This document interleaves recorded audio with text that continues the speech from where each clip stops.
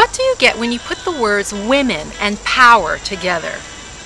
Elizabeth Lesser, co-founder of the Omega Institute, said that women should be asking a different kind of question about power and leadership.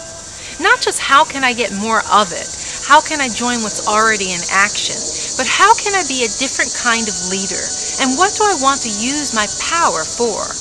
I asked the Global Change Scholars, a group of women from around the world chosen by the Omega Women's Leadership Center because they're making a difference in their communities.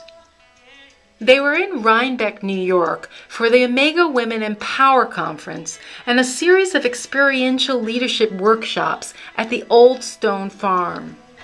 I had the opportunity to spend time with them in this informal setting.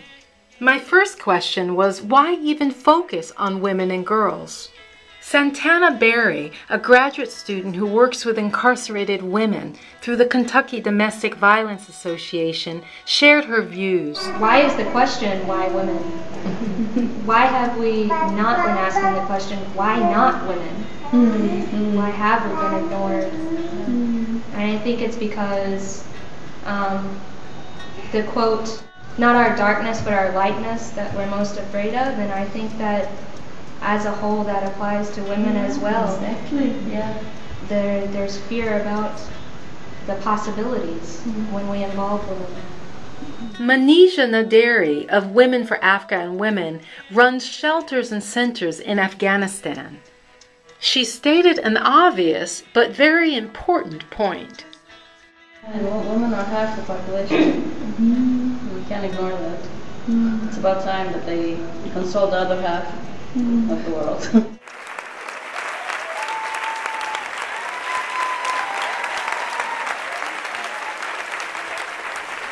Dr. Chung Hyun Kyung, a Korean Christian theologian, spoke of the business case for investing in women and girls and a new notion of power. When funds and educations are given to women, the entire society is changing significantly.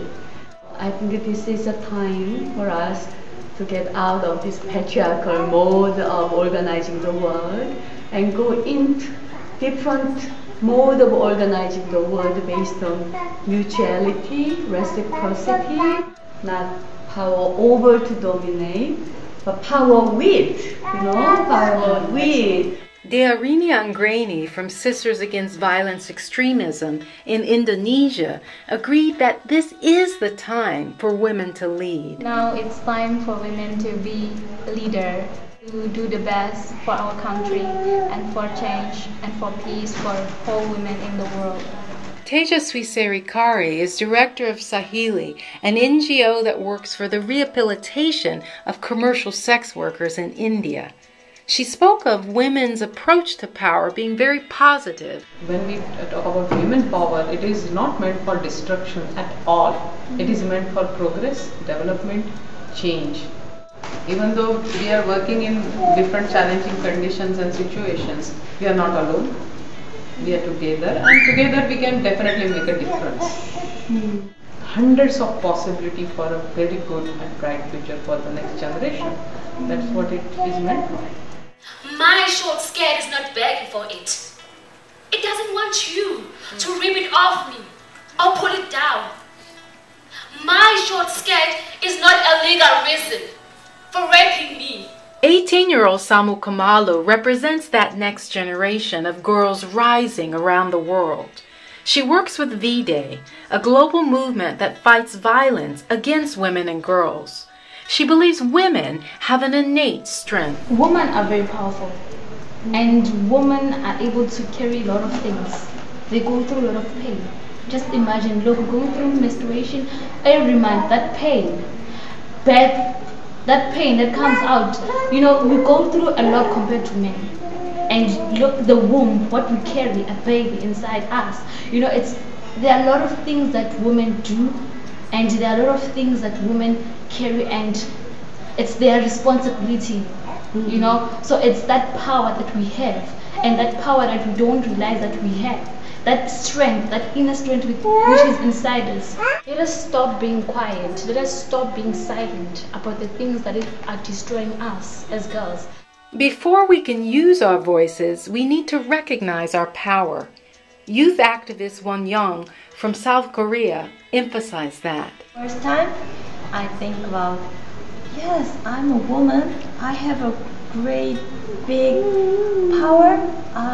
Just realize that and recognize this. The workshops gave the women additional tools as leaders and change agents, such as using the power of storytelling. So it's so amazing because with the storytelling we know that the tools can be used to healing traumatized from the women that need to be healed. Dr. Azza Kamel, president of ACT, Appropriate Communication Techniques for Development, teaches capacity building skills to Egyptian women. She shared her takeaways from the Global Change Scholar workshops. To think about how we reach to our vision and how to inspire ourselves and the others. And the compassion. This is very, very sacred for women.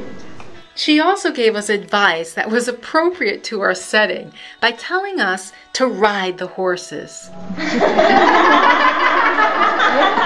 Yes, empowerment means that the power to ride the horse and go to the direction you want, not let anybody lead you to certain direction. I think all of us who should ride the horses.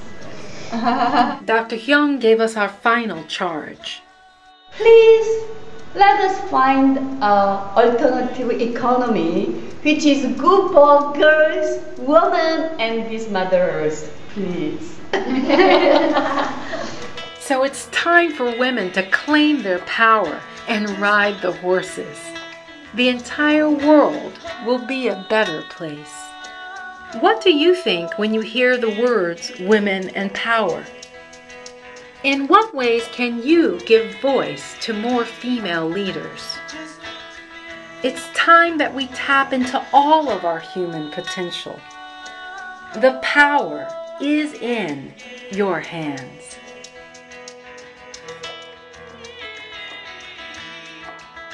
Just